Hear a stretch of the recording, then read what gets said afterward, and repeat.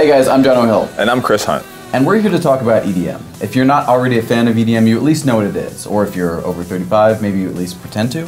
Anyway, last week was Ultra Music Festival, and besides being one of the 10 largest music festivals in the world, and a testament to how large this genre has become, it's also the time of the year that every major player in EDM gathers to figure out where everything is going. This year we wanted to do something unprecedented. Get the major players from every side of the equation together in one room. The artists who make the biggest hits, the managers of the top acts today, the label owners, the talent buyers who book artists at clubs, and even the owners of the most successful nightlife establishments in the United States. So we tapped David Morris, an AskMen contributor who I refer to affectionately as the Frank Underwood of EDM because he knows so many people behind the scenes. He put together his dream panel and we headed over to Dave Brutman's house, the unofficial king of Miami nightlife and owner-operator of mega clubs Live and Story. Oh, well, Dave's house in general was just like incredible, just on so many levels. One, the artwork in there was incredible. Like, he punched a hole in one of the walls and had Legos inside. That was pretty awesome. He had a framed Captain Crunch box, the Cadillac golf cart. Me personally, I didn't really know much about EDM or how big it's really become until last weekend. So it was really interesting to see the heavy hitters talk about the role of the DJ and producer in today's music scene and just how massive this industry has really become. So without further ado, here's our fully up-to-date explanation of the state of EDM in 2015 from the mouths of the industry's biggest players.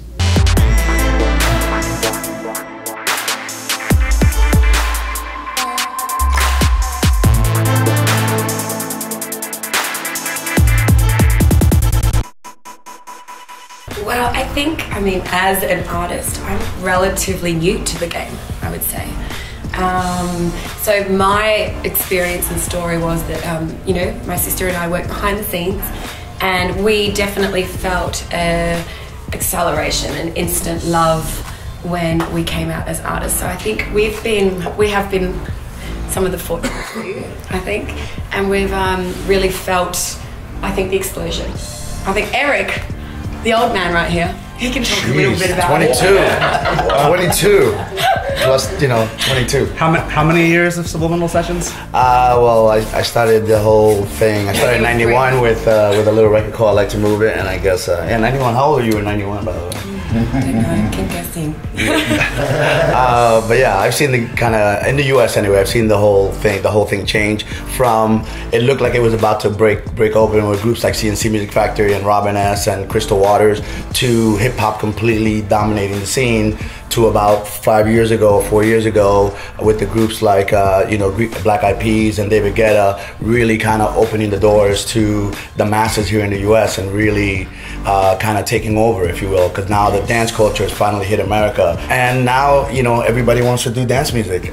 So, you know, everybody's a DJ, everybody wants to, you know, to live the new rock style life that is the DJ world. When I started, I kind of started just like ERICK started. I was a little kid, 14 years old, and I bought two MK2 Techniques and I started DJing, you know, in my renting at a mix. My grandmother's house. I moved to Miami and I started DJing, so I got known as being, you know, I started being the resident at Space, and I met ERICK there, I met all the big DJs, and I started, you know what I mean, I got signed by Deep Dish and I started going on the road.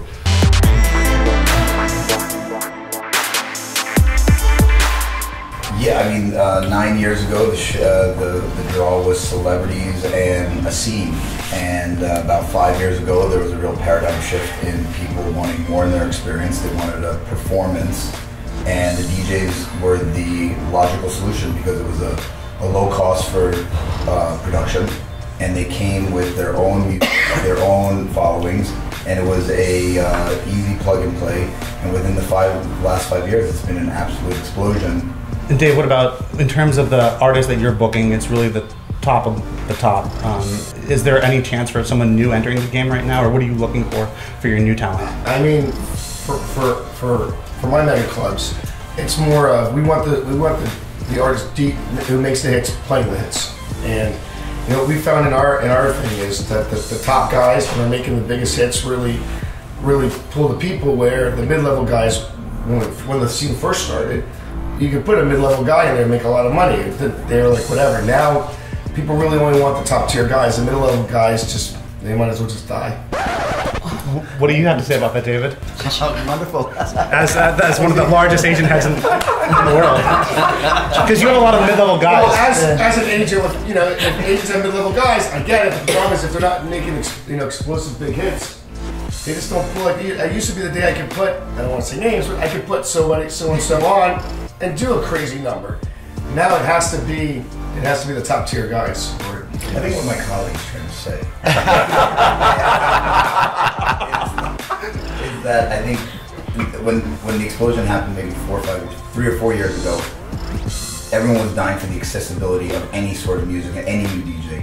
Now that it's been there and the allure of the newness and that crazy hysteria hype has sort of leveled off, the genre is still very powerful and everybody still wants that music, but it's not as, there's not that demand for seeing the entire portfolio of artists, and it's really been niched out just to the top tier because it's so accessible now. I realized that if you want to make it, like David was saying, you have to make a #1 song. You have to have a song on the radio because that's the only way. There's no more way that Richie Arden, ERICK, MORILLO, you know, all those guys, they're known for being like amazing DJs, and that's how they became on CD car parks, all those guys. I don't think it's impossible to.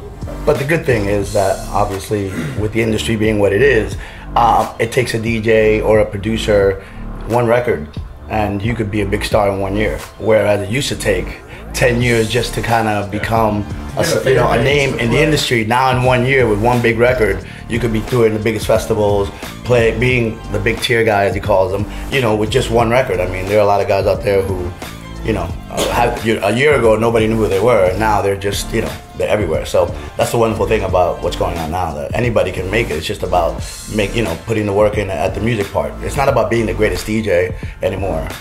It's about making the biggest record.